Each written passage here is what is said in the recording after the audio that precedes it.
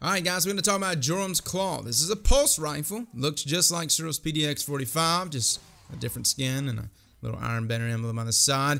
Is this weapon the pulse rifle of all pulse rifles? It's good in comparison to a lot of pulse rifles. But let me be honest with you, most pulse rifles are dick in this game currently. There's a few that are pretty good.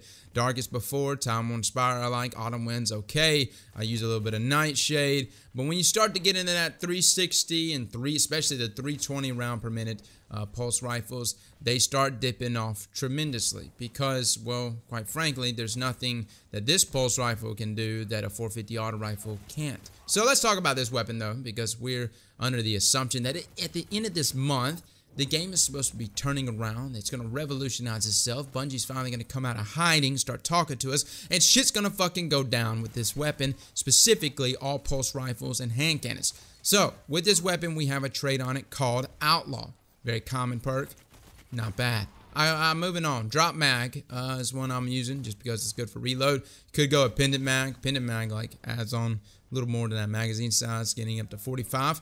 Really good for PvE if you want to use this weapon in PvE. Honestly so, though. Auto rifles can do everything that this thing can do in PvE and more. The sights. I like the SLO-10, man. This was a sight I liked a lot back in Destiny 1. Not much has changed here. Still the same short zoom sight, still the same handling, slightly increases range, yada. Got the adaptive frame as well. And as far as this weapon, I think I did rock. Let me see if I rocked a kinetic. I did. I rocked one energy counterbalance mod. I don't think it's necessarily needed, but you can rock it anyway. So is this weapon good? Is this thing gonna change your life, man? Is it gonna do things for you that you never expected? Fuck no. The thing hits 9 crits at 1.13 seconds, which is still fucking slower than what you can get from a 450 auto rifle.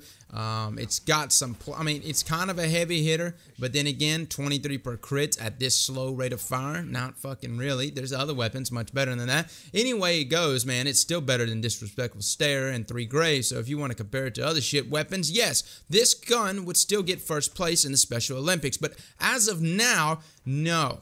Amongst all the other weapons, this gun is not a good one. Thank you guys for coming and watching, and as always, slap that like button like your mama told you right.